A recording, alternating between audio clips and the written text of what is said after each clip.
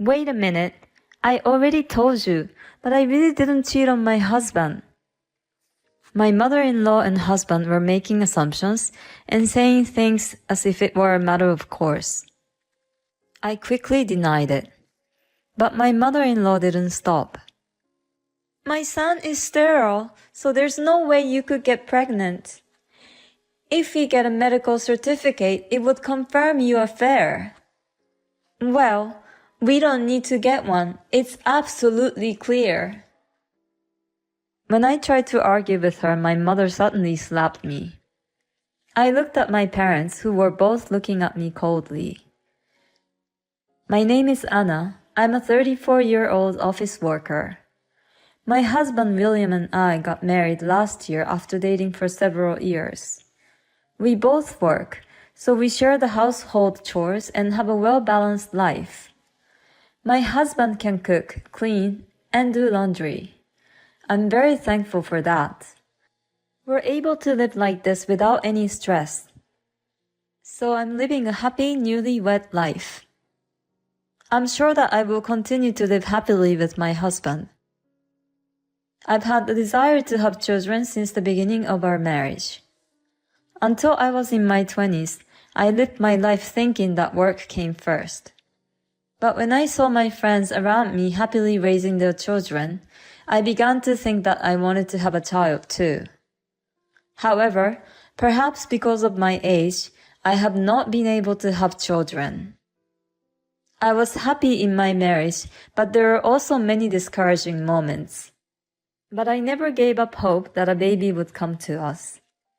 Then, one morning, I woke up and felt sick. I thought it may be, and I immediately checked with a test kit. Then the test showed a positive result. Could I really be pregnant? I was a bit shaken, but I called in late to work and went to the hospital. Yes, it's definitely pregnancy, and I can hear the baby's heartbeat. Are you sure? Yes, you're in your 3rd month. Congratulations. Please go get your maternity handbook too. I couldn't hide my happiness and listened to the doctor with tears in my eyes. I can't wait to tell my husband and share my joy. I couldn't stop being excited and went to the supermarket on my way home to pick up some food. I wondered if my husband would cry and be happy too, and then we would hug each other. My head was filled with such imaginations even after I arrived home. I cooked dinner in a happy mood. Finally, at night, my husband came home. Whoa, the dinner looks amazing today, he said as he untied his tie. I couldn't stop smiling and said to him, To tell you the truth, I got pregnant. And he said, What? Pregnant? He looked surprised. I was expecting him to scream in joy after that. But he had a surprising reaction. Whose baby is it? What? I asked you whose child it was. He asked, looking at me with cold eyes. What's the matter with you? Of course it's yours, I said, and he sighed. I'm sterile. What? So it's not mine. I had no idea you were having an affair. I'm disappointed. Wait a minute, I'm not having an affair. This baby is yours. I told him that, but he wouldn't listen to me. Just give me some time. I'm going back to my parents' house. And he left the house. He didn't even touch any of the food I had made for him. A few days later, my husband called my parents and said he wanted to have a talk with them. I told him that I wanted to discuss it with him alone first. But he didn't listen to me at all, so we decided to meet at my parents' house this coming Saturday. I was so anxious that I couldn't sleep at night. I couldn't explain well to my parents. So when my in-laws came over, my mother asked, "What's going on?" "What is it? You guys haven't heard anything from your daughter?" "I heard that your daughter is pregnant, but it's not my son's." My parents froze. "I didn't think Anna would cheat on him." I guess I was the only one who thought we were a good married couple. Wait a minute, I told you the other day that I really didn't have an affair. My mother-in-law and husband took it for granted that I was the one at fault. I quickly denied it, but my mother-in-law didn't stop. "My son is sterile, so there's no way she could have gotten pregnant." If we got a medical certificate, it would confirm the affair. Well, but we don't need that. It's absolutely clear. When I tried to argue with her, my mother suddenly slapped me. I looked at my parents, who were both looking at me coldly, and my husband and mother-in-law both gave me a sneering look. Well, you deserve to be slapped. You committed adultery and never apologized for it.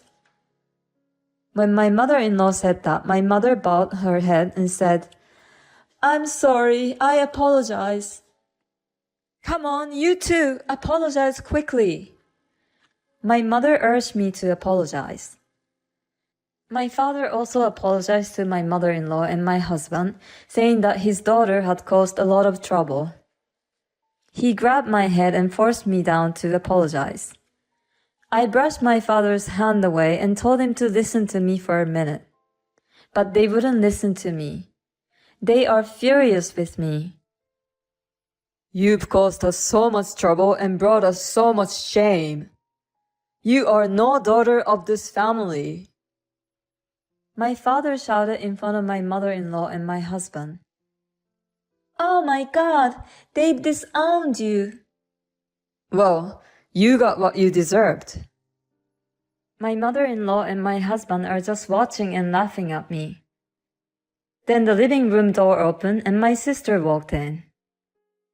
"Dad? Mom? Please calm down a little bit." Thank God she's finally here. My father is furious with my sister too. "I don't know how you can be so calm after hearing all this. Besides, it's none of your business." "We're family, of course it's my business." "My sister had told me everything before you arrived. Is it true that you are sterile?" My mother-in-law and her husband looked at my sister with a questioning look on their faces. "Is it possible that your sister-in-law suspects us, William?" "No, not at all. But I think it would make things easier if we had some facts to back it up." She proceeded very calmly. "When did you have the examination?" My husband and mother-in-law looked at each other. "He didn't have any tests." "What?" I froze when I heard it. My sister is surprised too. "Well, then how can you assume that he's sterile?" "What? Are you trying to intimidate us? He hasn't tested, but it's true."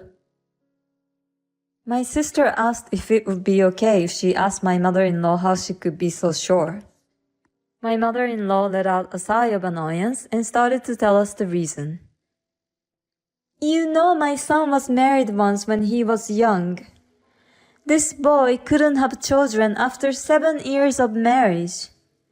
And after the divorce, his ex-wife got pregnant right away. This means my son was the reason she couldn't get pregnant. Now, do you believe me?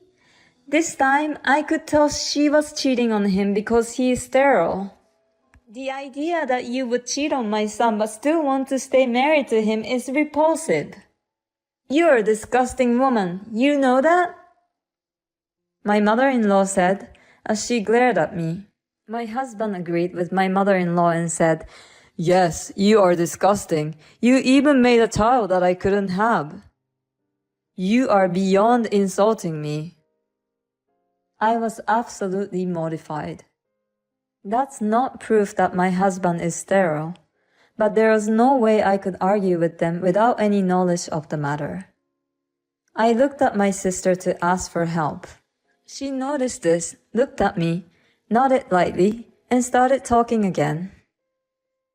"I see. I can see why you would think you had a problem if you had such an experience. But I can't say for sure that your son is sterile just because of that. There are families that have children after 10 years of marriage, and without any particular fertility treatment." When my sister said that, my mother-in-law butted in. "Don't try to mount me with information you found on the internet. You're not a doctor, so what you say is meaningless." My mother-in-law said that, and I wondered if she listened to me properly when she met my family. "I'm a doctor and an obstetrician." When my sister answered, both my mother-in-law and my husband said, "What?" I was stunned. Apparently, they really hadn't listened to my sister's story. My sister was also dumbfounded and said, "I've explained it to you when we met before their marriage. The whole story is that you are just speculating about this. It seems that you are all blaming my sister based on mere speculation. If you really want to blame my sister, let's do a proper examination. Since you are my relative, I'll do it for a reasonable price." When my sister said that, my husband and mother-in-law both flinched. But now that we've come this far, there seems to be no turning back. "If you insist, let's check it out." My husband and mother-in-law agreed to my sister's proposal. And later, the test was conducted. I decided to stay at my sister's house until the test results came out. I didn't want to see my husband, and I didn't want to go back to my parents' house. My sister tried to cheer me up many times while we were at home together. This kept me from worrying more than I should have. A few weeks later, the test results came out.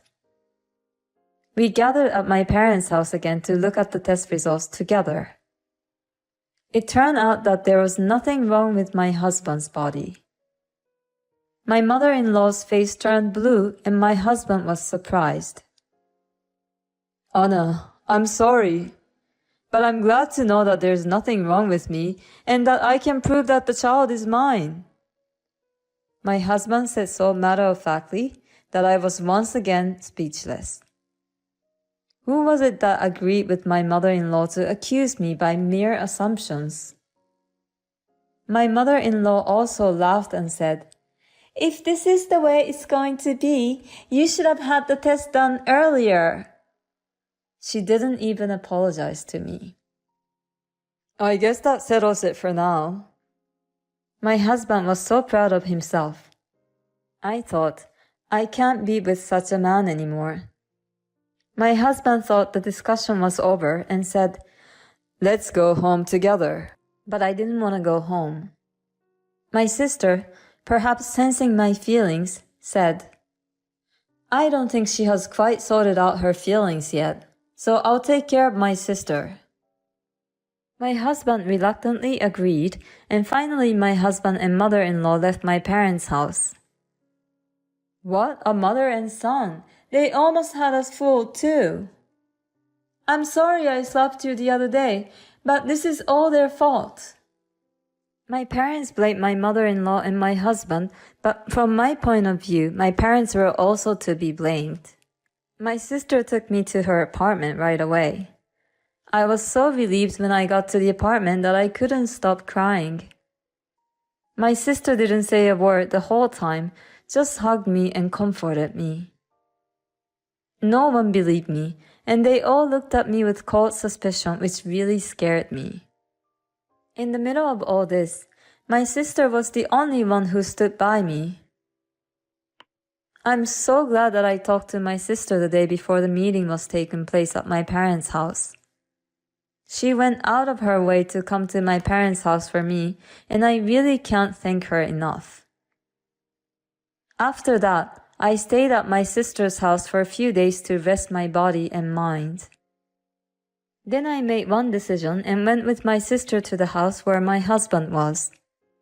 My husband greeted me by saying, "Welcome home. I've been waiting for you." He was surprised to see my sister and one other person.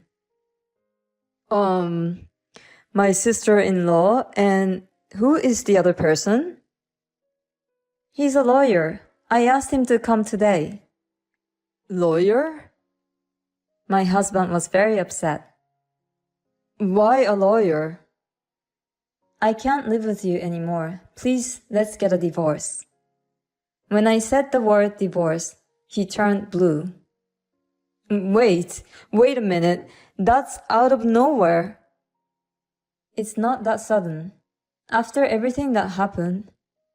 No, I'm sorry about that. But you can't just get a divorce on that grounds. The lawyer explained to him about that. As far as I can tell, the fact that you and your mother blamed Anna blindly would be a reason for divorce. And knowing that Anna wanted to have children, but you married her by hiding the fact that you were infertile from her is a problem. I think my husband didn't expect this. He nodded his head but seemed to be in shock. With my husband on the side, I packed up my belongings and returned to my sister's house. After that, I communicated with my husband through my lawyer. I asked my husband for compensation for the emotional pain and suffering he had caused me, as well as for property division and child support. Because I had a good lawyer, I was able to get him to pay all of them. Moreover, my mother-in-law and my husband had told everyone in the neighborhood and at work that I was having an affair. I sued them for defamation of character. In addition to getting some more money, my mother-in-law and my husband corrected and apologized to the person whom they had told a lie. As a result, my mother-in-law and my husband lost all the credibility. They have been isolated recently. I decided to live just down the street from my sister's house and rented an apartment. My parents offered me to move back home and help raise their grandchildren, but I politely declined. I don't want my parents, who didn't protect me, to take care of my child. As a matter of fact, my sister also had a bad experience with our parents who only cared about their impression to the society. So she decided to keep her distance from them. I owe them a debt of gratitude for sending me to high school and college, so I don't want to cut them off. But I'm really disappointed in my parents because of this. I'm going to keep my relationship with them to the bare minimum. It's enough for me to have a sister who really thinks about me and stands by me. Of course, when she's in trouble, I will do my best to help her. First of all, for the sake of my unborn child, I have to be stronger. Blaming Anna based on mere assumptions without a proper examination. What a terrible husband and mother-in-law. And the parents who believe that and blame their own daughter without listening to her are also a problem. I'm so glad that Anna's sister is a wonderful person. It will probably not be easy being a single mother, but I'm sure she'll be fine. Please cherish the bond you have with your sister and live every day happily.